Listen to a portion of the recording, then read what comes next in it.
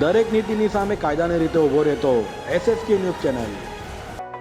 સુરતમાં શરમજનક ઘટના સામે આવી છે, જેમાં એક નરાધમ પિતા પોતાની સગીર દીકરી પર દાનત બગાડતો હોય તેવી ફરિયાદ નોંધાતા પોલીસે નરાધમ પિતાની ધરપકડ કરી છે।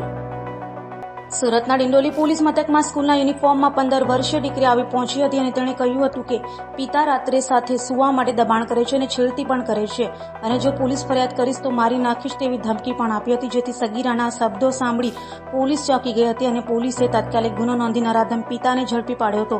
તો નરાધમ પિતાએ પોતાની સગી દીકરીની રાત્રિના સમયે 2 વાર છેડતી કરી હોવાનું પણ ફરિયાદમાં ઉલ્લેખ કરાયો છે।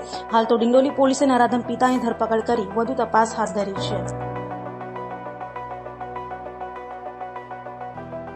ડિંડોલીમાં પિતા વિરુદ્ધ જ ફરિયાદ દાખલ થઈ છે, શું હકીકત છે?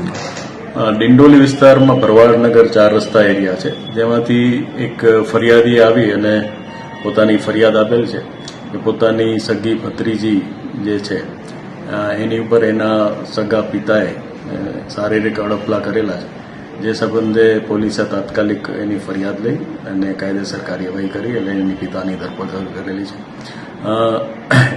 જ્યારે આ બાળા સાથે આવું કૃત્ય થયું ત્યારે એ પોતે જ પોલીસ સ્ટેશન પણ આવી ગયેલી હિંમત કરીને, અને પોલીસ સ્ટેશને એની વિના જાણીને એના કુટુંબીજનોનો સંપર્ક કરેલો અને ત્યારબાદ એની ફરિયાદ લઈ અને જે એનો પિતા છે એને અટક કરી અને એને જેલમાં મોકલી આપેલ છે।